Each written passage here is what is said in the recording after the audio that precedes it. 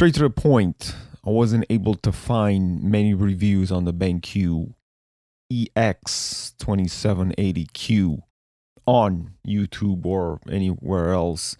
And the main ones came from top tech YouTubers that probably spend one day or a few hours with a product before giving it a verdict. I've been using this monitor for almost 7 months, and I am more than entitled to speak about it, its performance, but more importantly about its one huge major problem, and why in the end I just can't recommend the BenQ EX2780Q. That's a mouthful. Why do they make these names so complicated? That's in the second half of the video. First, I need to get this off my chest. 1080p gaming, which was prior the reason why I was making this video, but I had to squeeze in the monitor as well. Steam survey shows that the majority of people out there are gaming in 1080p resolutions, and that's not surprising. Even though for all of us it's definitely disappointing. Remember 2006, 2007. Remember 2007? Yeah, that 2007 when the video games were amazing. Back then, it started, a concept that full HD was 1080p, and that's when it was all introduced to the market, and everybody else knew what 1080p was, as full HD. Fast forward immediately 2019, which was last year, AMD is advertising their flagship GPU as specifically and definitely made for the best 1080p gaming. That's right. Pathetic. More than 13 years and we all have been gaming in the same resolution for all this time. And it doesn't really get any better. It's a slap on the face or on your left hand, WSD crippled, when companies talk about 4K and most recently 8K gaming, when the majority of us are still stuck at 1080p. To fathom the notion that you can own one day a computer that can provide 4 times that power for 4K resolution, steady FPS, is, well, out of the financial power of most of us. And the new GPUs that should finally get us out of this 1080p stuck resolution in the year of our Lord, late 2020, all of them are out of stock. You can thank for that human greed and COVID. COVID being actual human greed. Enough about that and more about 2K gaming, or basically just anything that is above 1080p is awesome. It bothers me, and it should definitely bother you as well. By now, gamers constantly talking about high refresh rate. You got your 200 frames, etc., etc.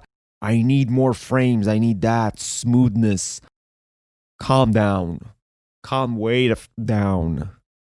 Yes, I speak from experience that I witnessed the power of this high refresh rate, and I'm witnessing right now, right? Because I got 144 hertz. Everyone is talking about the smoothness, and I get it. But you know what else I have experienced? More than kind of 8 years of 1080p gaming. Yeah, since 2012, when I purchased my first 1080p monitor, using this for a few months, more than half a year, 2K monitor, and my previously bought TV, which is at 4K that I haven't used for gaming that much, one comes at the conclusion that I would rather have resolution over frame rates. Yeah, I said it. I am not a competitive gamer. I just enjoy playing video games. The more diverse, the better. And I am a sucker for a heavy story-driven video game, like anything, Assassin's Creed, Mass Effect, you name it. Just as long as it has action and story and cutscenes and great visuals, that's me. Chances are that's you as well. And these type of games, or any type of game that captures eye candy, very well made, like great graphics that just looks amazing. For us as gamers, our casual gamers, I guess, they're very important. We want to immerse ourselves. We want the video games to look amazing, you know, the realism and just that fantastic cinematic feel. I'm obsessed with gorgeous looking video games. Probably not the only one. 1080p looks washed out, regardless if it's at the highest details. Add in more resolution, and everything looks amazing all the time without exception. In any single player game, even the ones that have some sort of multiplayer co op with friends, you name it, you want to add a game to look as good as possible and just generally hold somewhere around 60 frames. If it goes below that, you're not going to notice. If it goes above that, you're still probably not going to notice. But you want it to look super, super crisp, and that comes with higher resolutions. 1080p has got to go. Even in competitive games like PUBG, as long as you don't play it for the competition, between 120 FPS at 1080p and 2K at 80 frames per second, trust me, you want the higher resolution. Why? Details. The image looks sharper and player spotting will be easier. You'll be able to see player much, much more easier and higher resolution. It's just easier on the eye. It doesn't strain it that much because that low res blurriness kind of goes away. Everything is less straining on your eye with a bigger resolution. Granted, as long as you can hold steady frames that just don't affect the gameplay that much.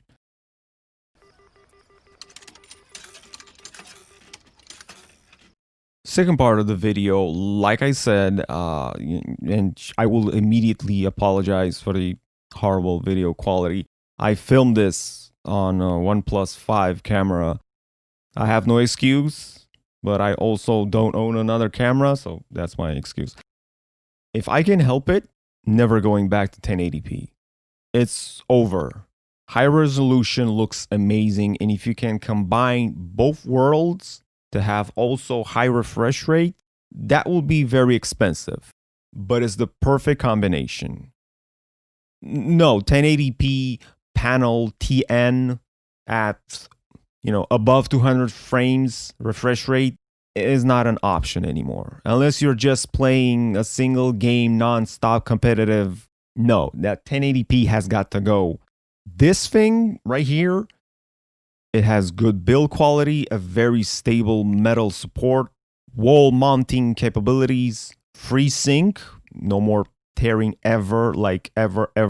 144 hertz, and you can definitely feel the difference, even specifically in office desktop browsing or just watching something. 144 hertz is just so easy on the eye. And speaking about the easiness of the eye, nowadays these monitors, this and anything else out there, they have eye care technology, or eye saver as Samsung calls it, depending on the brand. You know, they're kind of like the same, except BenQ gets it and they take it so many steps further. This is actually better than my previous Samsung. They made multiple presets for eye care, one better than the other. Before eye care was a thing, if you remember, Flux was that one software that saved my eyes for countless of hours of gaming. You'll hear, what's his name? Jake Baldino from Game Ranks talk about this as well. Nowadays, I guess Flux is gone. Maybe not for everyone, depends. I totally recommend it, but Because how many monitors like Samsung companies, I mean, not just monitors, companies like Samsung and, BenQs, and you got your Acers and LGs, they implement this eye saver mode and this technology so you don't have to use flux anymore. And it's just natural as well. And finally, something that made this monitor perfect for me, absolutely the number one choice, integrated speakers. I wanted something to replace my speakers that, sucked. And I just wanted a little sound for YouTube videos and anything for office purposes. Something small for my bedroom. I didn't need it something on my desk. I wanted to keep it clean, no wires, nothing like that. Integrated was the way to go, and it just did the job. Anything for office usage. I'm personally an open back headphone person. I like to use an open back headphone setup when I want to blast a little bit of music and I want to get that clarity. When I'm gaming, I want to listen to footsteps or, ambient and video games. Audio quality is just so much better. And if you throw in an amp with those headphones, it's just incredible. But for this specifically, I just wanted sound, easy, and just that doesn't take space. So integrated sound is a must. IPS, 144 hertz, excellent over-the-top eye care implementation, 27-inch 2K resolution, not curved because I don't like curved screens, and integrated speakers. This BenQ monitor right here is just perfect and expensive. But I got it because it had all of that, except I can't recommend it. The speakers are 2.1. That's right. It has a subwoofer, or whatever you call it. 2 speakers in the front, stereo, and a subwoofer at the back. And while it works, it's fantastic. For YouTube songs, just any type of gameplay that you might enjoy, any type of video, watching a movie, just Netflix directly on your screen. Having that little bit of bass clarity, and I have it set up against the wall, so the sound is so kind of like fills the room and bounces off the wall. Very crisp, very clear, and for a small room, guys, this is all you need. It's very, very good. Up until the moment, it's not. And depending on your mileage, how long you're going to use this monitor and how you're going to use it, for me, it was roughly around 2 months after its purchase. It started rambling, making that nasty plastic vibration inside the monitor from the bass. I use the volume from the integrated sound up to 40. And it goes up to 50. I never wanted to crank it more than that. 40, I set up to 40 and I forgot about it. And the Windows volume never above 80%. After 2 months, the bass started rattling. It started making that nasty sound inside the case plastic. And it was doing it for every single video. Like watching an MKHD video, his voice made the monitor vibrate. Every single video was the same. The only way I could, get around this was to use the dialogue vocal preset. That was the only one that turned off the bass completely. However, the experience was definitely not the same. It has, as you can see, a very small enclosure for the, the speaker, the subwoofer in the back to deliver the bass. Fortunately, it's kind of small, and in time, it will start to rattle to make those nasty plastic sounds. Vibration is just too powerful, for this plastic case, whatever it's in. And considering how expensive this monitor is, if you're taking away the integrated speakers, you can definitely get something less expensive from Samsung, from LG, from Acer, anybody really. At this point, it's not worth the money. No, I didn't consider returning it or sending it to the repairs. There's nothing to repair. This is a faulty design from the start. I decided to void the warranty and open it up. I added, as you can see, some cotton in that hole, just a little bit. I actually took out most of it. It's not that much right now. And that solved the problem. It still has bass, but it no longer rattles and it doesn't do that plastic vibration. Now it's just clean. So clearly never whatsoever do this. Don't open your monitor. Do not void your warranty. Don't do this at home or anybody's home. I just don't recommend it. But yeah, there you have it. The bass in time will rattle. There's no way around it. So how can I recommend this? I can't. What can BenQ do, and they're probably not going to do, is a firmware update in order to give the user the option to reduce from the menu the bass. So from 100% to something less. Sure, you can change the presets. It has a couple of them, and the bass intensity will slightly change. It does, but not enough to make it stop vibrating that plastic case. It's just not enough. You need to kind of reduce like 50% of it, and adding some dampening material like that cotton, or, you know, throughout firmware update that doesn't exist at the moment. That's the only way to reduce it. That's it. Conclusion.